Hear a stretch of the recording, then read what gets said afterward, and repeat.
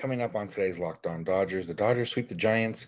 So we get into how they're not taking the gas pedal off in the month of September, how David Price might retire, and more updates on the relievers that are supposed to come back. So that's what's on tap. So make sure to keep it Locked On Dodgers.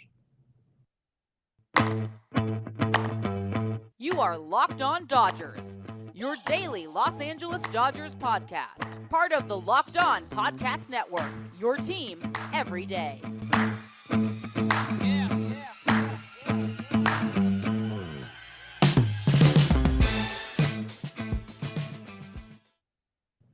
Yo, Dodger fans, welcome to Locked On Dodgers. We are part of the Locked On Podcast Network, the number one local sports daily podcast network. Locked On, your team every day. This is Locked On Dodgers, and you can find us wherever you find podcasts and on YouTube simply by searching for Locked On Dodgers. We're here every weekday morning giving you the smart fans perspective on our boys in blue. And to make it easier, subscribe on YouTube or wherever you get podcasts and never miss a day because you know we're not going to. If this is your first time listening or watching, I'm Vince Samperio. I'm usually joined by co-host Jeff Snider, although he's not here today. I'm rolling solo dolo for the day. And as you can tell, if you've watched on YouTube before, I'm not in my usual setup. I'm at my friend's house in Las Vegas. Since I was out of town this weekend, Jeff can do it, so I had to do it. So yeah, don't even have a Dodger hat today, but we're still covered. We're still good, and we're still here to talk about the Dodgers, who had a great weekend in San Francisco, sweeping the Giants, pushing the season series to 15-4, the best mark against the Giants in a while, and basically proving that the Dodgers 2021 was more realistic than the Giants 2021 was, because the Giants are not good and the Dodgers are. And we'll get into, David Price might retire. We'll get into some updates on other pitchers and maybe how the Dodgers are going to handle the pitching staff after this past weekend. But I just want to get into, the Dodgers sweeping the Giants. The Dodgers have already clinched a playoff spot, have already clinched the NL West with just a normal end to this regular season. They'll clinch the best record in the National League for home field advantage. And then same thing for best record in overall. They're, just a normal finish to the season puts them best record overall, home field advantage throughout the entire playoffs. So Dodgers in a good spot. But, as it stands, the Dodgers could have relaxed a little bit after clinching the NL West, uh, knowing, like I said, that just a normal and barring a huge collapse, that they were going to be the best record in the National League and in the American League. But that is not who these Dodgers are. That is not who these Dodgers are going to be the rest of this way. And it's refreshing. Obviously, I don't expect the Dodgers, win the division 3 weeks to go and, play around or whatever. But, we've seen teams in the past just, you know, handle things differently or whatever the case is, or just not be in the position to be able to do what they're doing. We've seen other teams in the past be very good, maybe not as healthy. I mean, this team is pretty healthy offensively, and that's a good sign. And then pitching side, yeah, they're down obviously their big guy and Walker Buehler, obvious, and then they're down a few guys who we'll get into later in this episode. But for the most part, this Dodgers team is relatively healthy, but they're still going at it like as if they were chasing the Giants. Maybe obviously, as we saw from last year, hopefully not the same way because that burnt them out a little bit, but just in terms of they're on the field to win baseball games, and that's what they're doing. And Dave Roberts talked about it on before this game on Sunday. He said, "Did you anything from the last 2 nights show you that these games don't mean anything?" He said, "No. If you start seeing guys get lazy, something like that, come talk to me. There's no way our guys are smart enough to know that it effing matters." And obviously, games against the Giants are always going to matter no matter what the record is. But even more so, it's fun, more of a good time when the Dodgers are so much better than the Giants and continue to keep them down and not let them bother them. The Dodgers, like I said, 15-4.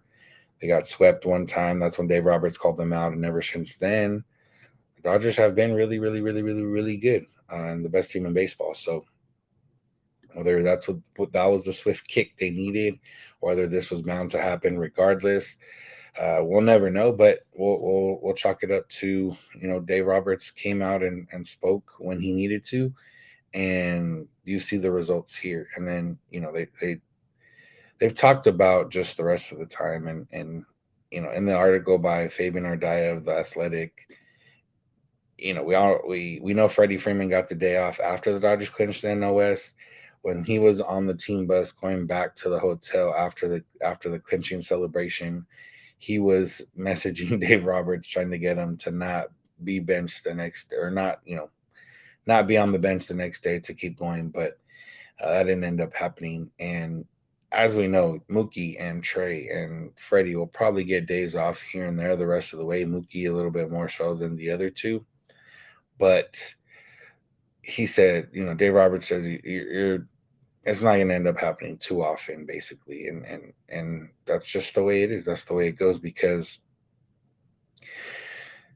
the Dodgers are already going to have 5 days off in between the end of the regular season and the start of the postseason, and that plus 3 weeks of games that don't necessarily matter too much in terms of getting into the postseason.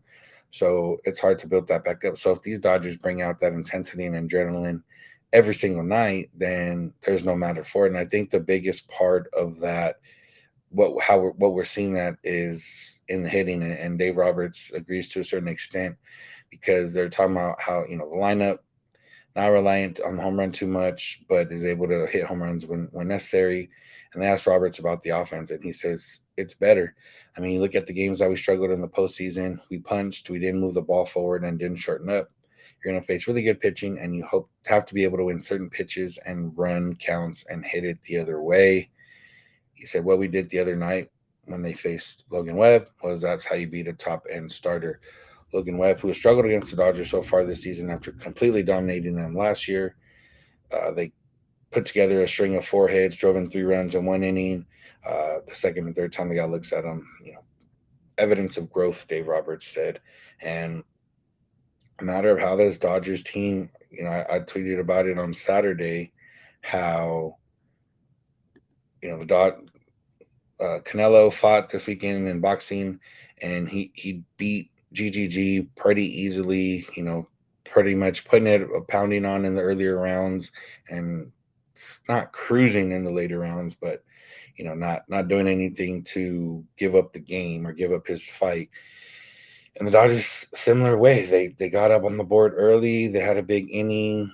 They strung together a bunch of hits, 5 hits in a row at one point, and then they did what they did the rest of the way, and came home to a comfortable win. And a lot of the games recently with the Dodgers have seemed to be like that. They'll put up some runs early, pitching does their job, and then the Dodgers have done a decent job of tacking on runs as the game goes on, and then the Dodgers win. It's been very business like the last, not in a bad way, but it's been very business like the last few weeks, because the Dodgers are that much better than these teams, and they're just proving it. And Mookie Betts also had something to say about that. He said, "We're not going to give up. They're not going to give up. We did a good job putting all facets together to come out with the win." Said you got to play a full game, and that's what the Dodgers have been doing. They've been playing full games.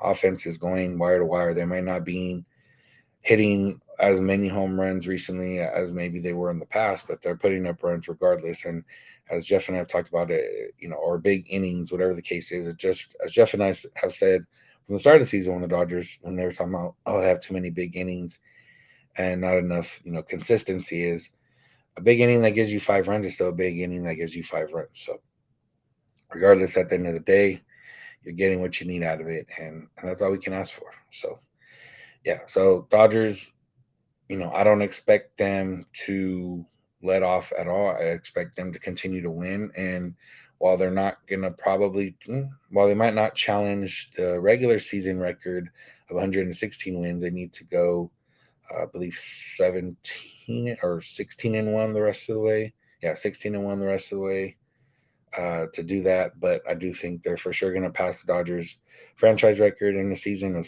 106 wins, and probably get to or around 110 wins. So we'll see what happens, but I expect the Dodgers to continue to show their dominance on the field, especially with A lot of NL West opponents coming up, and then the Cardinals will be a good matchup just to keep them on their toes, keep them fresh.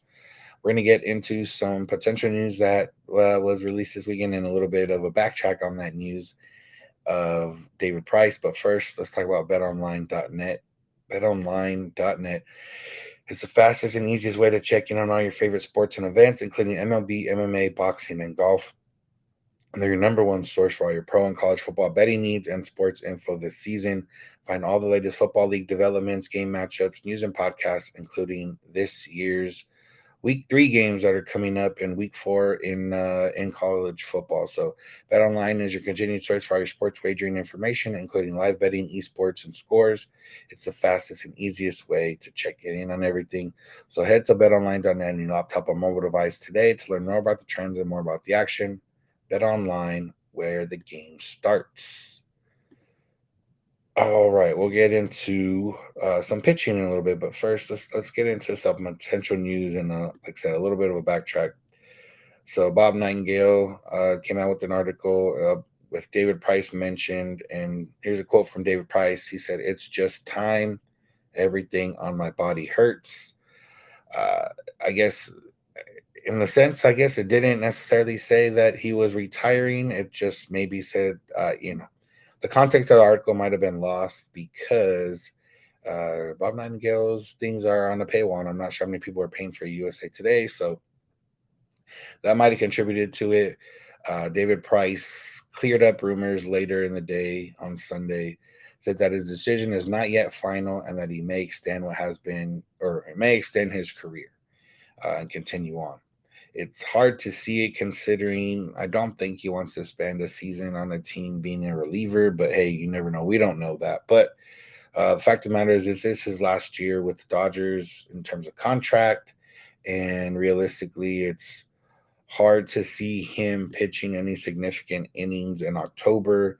If he does pitch the rest of this way, it's going to be in September and probably not in any significant innings since the Dodgers don't have too many significant innings left in the regular season. He's currently on the injured list, but that he threw a bullpen on Friday, and he's on track to face live hitters sometime this week. And then I doubt he'd need a rehab assignment. So at the end of the day, I feel like David Price at this point, if he's considering retirement, then they'll bring him back maybe the last week or two of the season and let him pitch. Uh, but other than that, I can't see him being a valued contributor the rest of the way in terms of October baseball, just because there's a lot of arms coming back. They already have a lot of arms on the roster, and although he pitched well this season, it was in a lot of mop up duty and in situations that aren't the highest leverage. So, but if this is going to be David Price's last season, he hasn't been.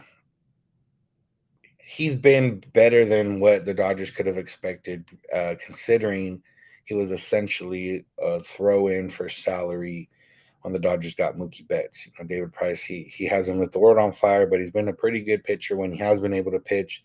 He sat out the 2020 season. He pitched last year, starter and reliever, to varying results, but overall pretty successful this year. Been a reliever for the most part, and like I said, mixed results, but overall pretty successful. And in situations that this team, the Dodgers, whether they're winning by a lot, losing by a lot, or they guys need rest or whatever the case is, David Price has sat in and been that guy for the Dodgers, being able to pitch when they need him to, and that's all you can ask for. And obviously, he's had a long and storied career with the Rays and the Red Sox and the Tigers and now the Dodgers. So if this is his last way, I hope the Dodgers send him out with another World Series championship. And yeah, that's a salute to David Price because he's been, nothing but a breeze with the Dodgers. He hasn't been an issue at all.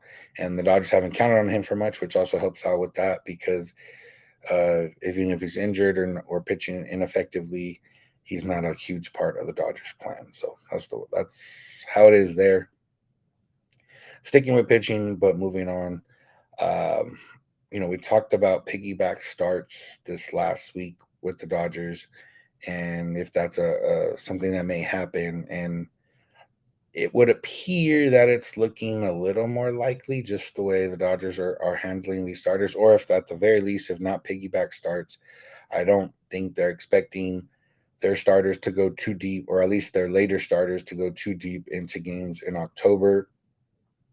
Dustin May's last start was pushed back a day, and then he pitched on Friday, and he only went 5 innings. He didn't allow a hit.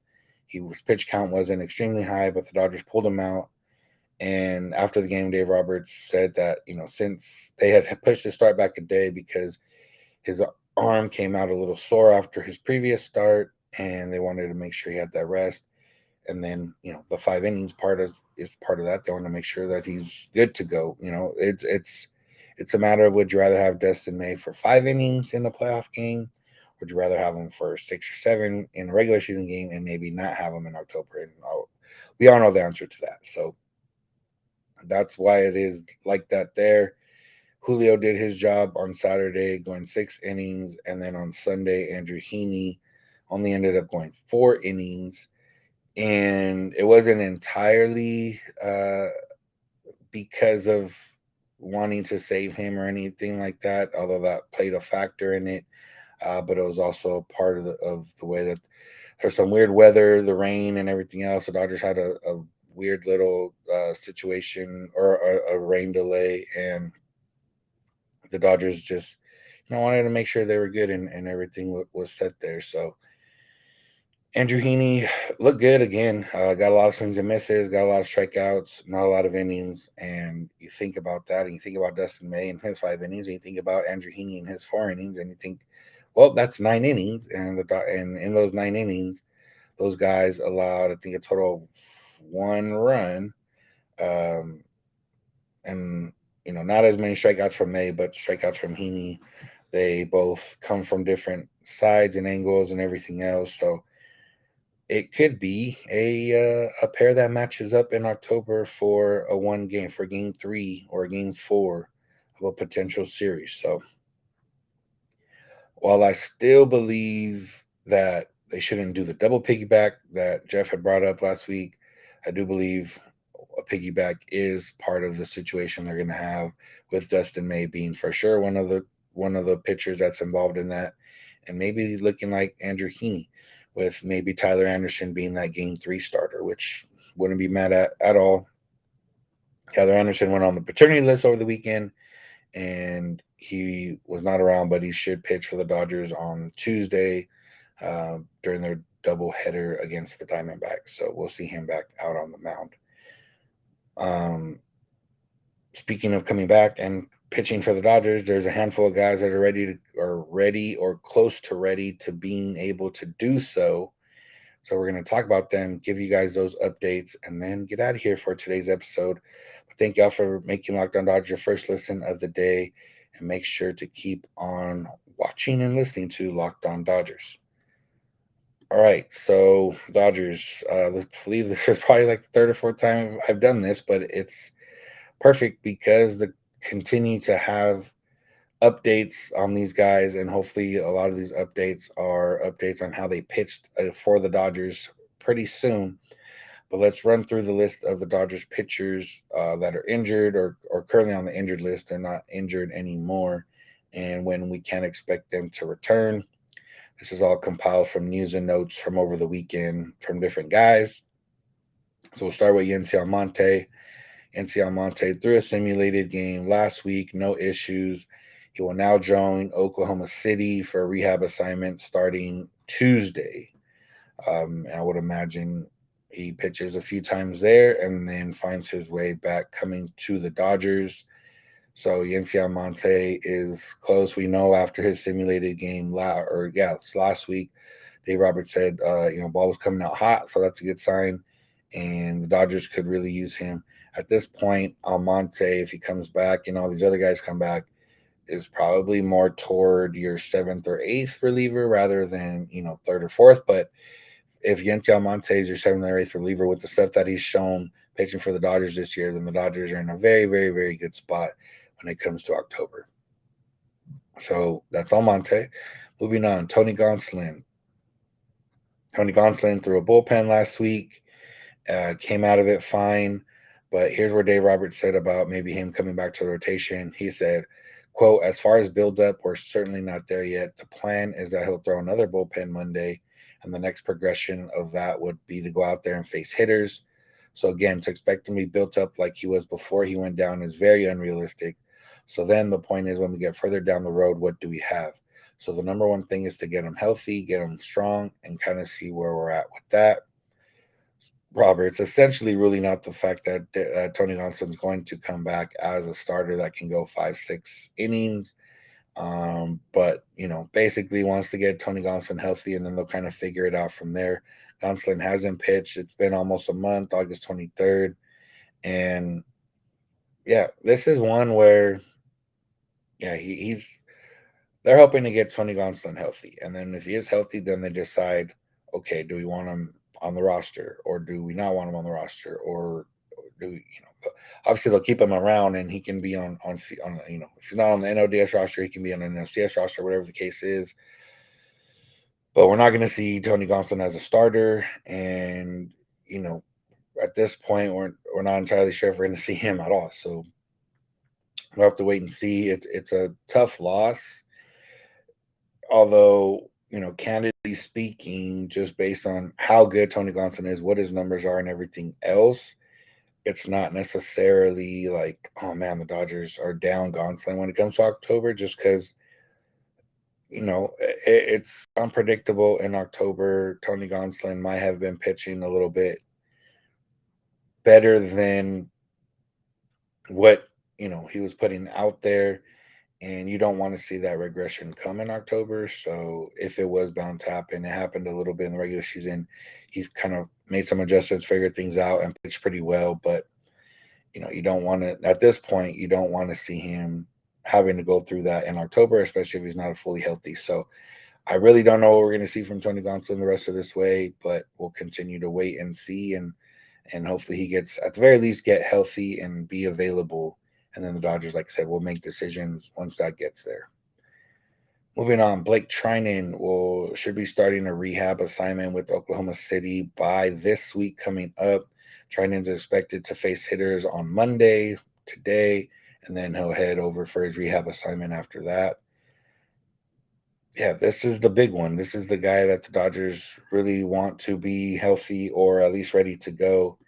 Um, and we'll see what happens there. As long as he can give the Dodgers an inning every other day, he'll prove pretty valuable when it comes to October. It might not be a matter of where he can pitch back-to-back days if they can completely avoid it, but we'll see. But Blake Treinen's a big one.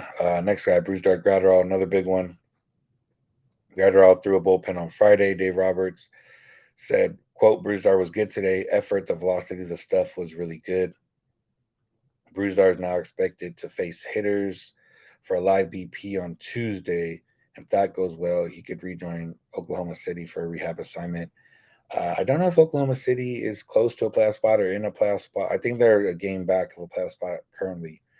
But if they're fighting for a spot, they're going to have Yency Almonte, Blake Trinan, and Bruce Gratterall on their bullpen in the next week or so. So that at the very least, the OKC Dodgers will get some big league innings and hopefully some very good, clean big league innings. I mean that these guys are ready to go.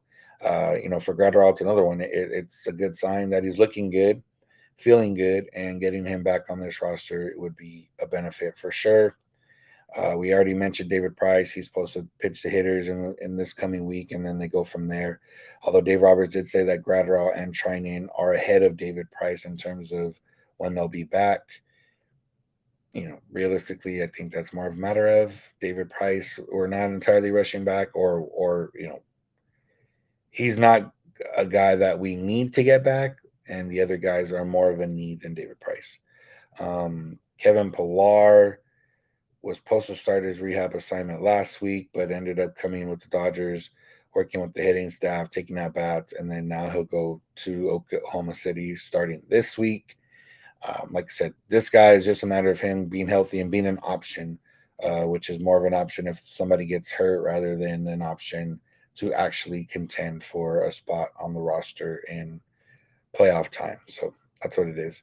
And then, as we mentioned last time, Victor Gonzalez, Danny Duffy won't be coming back. They were taken off assignment, and we'll probably see them in 2023. If Danny Duffy, I'm not sure, but Victor Gonzalez will likely see him in 2023 and see what happens. So that's the update on all those guys. The Dodgers, like I said, could be getting Trinan, Almonte, and Gratterall back soon. Tony Gonsolin remains TBD, but could be back soon in a different capacity. And as we've talked about before, the Dodgers are going to have a pitching staff rather than starters and relievers per se. They got Julio, they got Kershaw. I mean, they have Tyler Anderson, and then beyond that, Heaney, May, everyone else, they're going to have to figure things out. But as long as everyone gets healthy, the Dodgers will be in a very, very good spot when it comes down to it, and full strength when it comes to October, or at least as close to full strength as they can be with the way they have it set up right now. So that's it. Like I said, it's always fun sweeping a series. It's more fun sweeping the series against the Giants, and even better when it concludes a season where you went 15-4 against the Giants. So shout out to the Dodgers. Continue to keep up. They got the Diamondbacks this week for a 5-game series in 4 days, doubleheader on Tuesday. So fun stuff coming up this week. And then they got Albert Pujols coming to town over the weekend. Albert Pujols is currently at 698 home runs. So there's a potential he could come. At the very least, he's coming to Los Angeles with needing 2 home runs to get to 700. And then obviously he could already be here with 700, whatever the case is.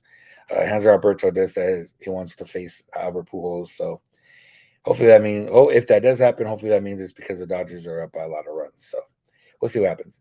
But that's it. Thank you all for listening. Thank you for making Locked On Dodgers your first listen of the day every day. Check out Locked On MLB for your second listen. Paul Francis Sullivan brings humor, passion, and unique perspective on every team. Don't call him Paul, though. Call him Sully. The biggest stories around the league. The number one daily league-wide podcast can be found on the Odyssey app, YouTube, and wherever you get podcasts. You can find us on YouTube, on Odyssey, or wherever you get podcasts as well by searching for Locked On Dodgers, which is also how you can find us on social media, Twitter and Instagram at Locked On Dodgers. Jeff is on Twitter at Snider. I'm at Vince Samperio. If you need to get a hold of us, the DMs are open on all those counts, or you can send us an email, lockedondodgers@gmail.com, or you can leave us a voicemail or send us a text at 323-863-5625. We're here every weekday morning, and we hope you'll be with us when you get in your car or if you're at home. Tell your smart device to play a podcast, Locked On Dodgers. And remember, you don't have to agree, you just have to listen. Have a good one.